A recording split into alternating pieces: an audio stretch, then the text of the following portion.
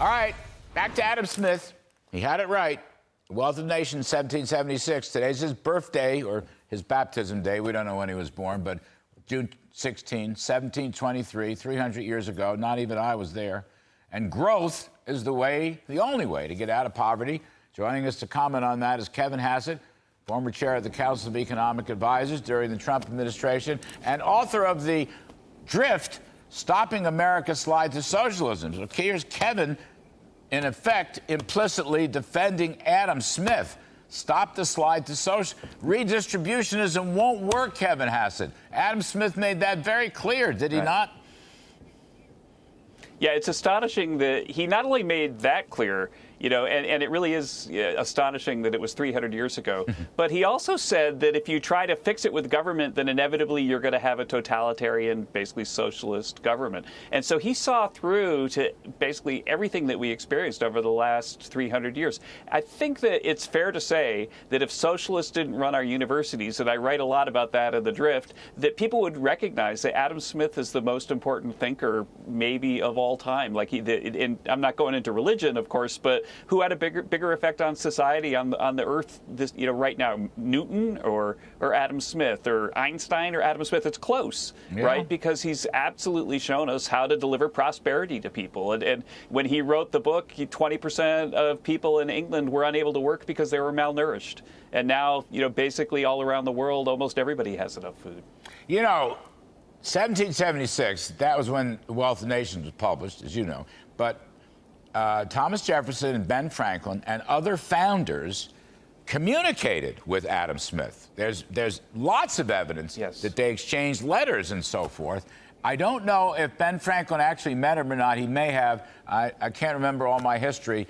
It's a Friday and I have a sinus headache. But I think they all knew what they were doing. That's why the Wealth of Nations is in the Declaration of Independence, if you look carefully. Now, Kevin, my point this evening is we got to get back on the growth track. That's why people should think about Adam Smith. And, there's articles in the Journal and the National Review and so forth. I mean, limited government, lower taxes and regulations and so forth. We got 1.5% growth that we've had, and they're all projecting in the future, is not enough, Kevin Hassett.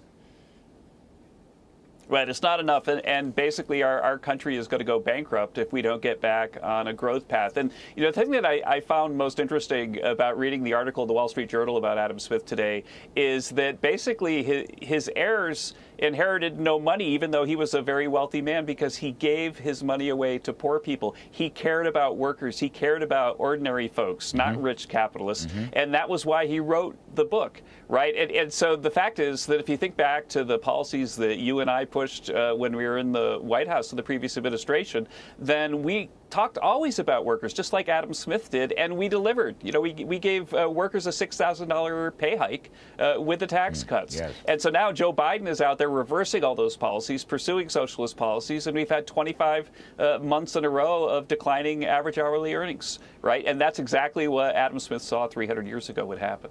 We always used to say the best welfare program is a job, okay? And that's very Adam Smithian. So, Kevin, I'm just saying, this is something that Art Laffer has talked about a lot, as you know. The Republicans, look, I would take a Democrat, but unfortunately the Democrats aren't what they used to be. But the point is, the person who was going to win the primaries and the White House will be the person that talks explicitly about growth and getting out of poverty and jobs and middle-class wages and the policies thereof, Kevin. We haven't seen it yet. This segment is not about, we're not picking winners and losers here, just saying generically, this has to be the message, right? It's going to be a pocketbook election. Right, and it's especially true given the stuff that you and I talked about last week, that if you look at, the Warren Act warnings of mass layoffs, that right now they're as high as they were during the Great Recession. And so firms are getting ready for a recession, I think the economy going into the election year is going to be, very troubled. And the fact is that people are going to have seen that show before. Jimmy Carter gave us an economy on the ropes. Joe Biden is actually doing policies that are way to the left of Jimmy Carter and Barack Obama, and he's going to put the economy on the ropes again. And I think that's why the next election is going to be about the economy, stupid, as Bill Clinton said. And Joe Biden isn't going to like that. He's not going to be able to have any policy proposals that are going to fix things. And I think that that's why, honestly, if there's an honorable Democrat out there, they should challenge him in the primaries because, by January, it's going to be obvious that his economic policies have been a complete failure. Yeah, I was pushing Joe Manchin. I'm back to being in love with Joe Manchin because he's been very good in recent months. He wouldn't commit exactly, but I think you're right, an honorable Democrat. I like that very much. Kevin, I'm going to put you in charge of the economic message, specifically in the last 30 seconds here. What should this message be for the leading candidates? Oh, that Biden gave us inflation that reduced your standard of living, and you're worse off today than you were 4 years ago, and so therefore you have to get rid of these policies.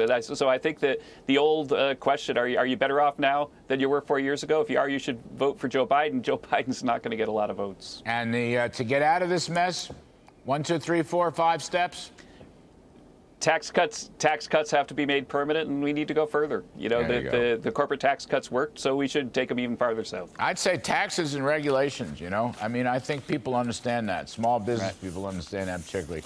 Kevin Hassett, fighting socialism, defending Adam Smith. Terrific stuff. Thank you, Kevin.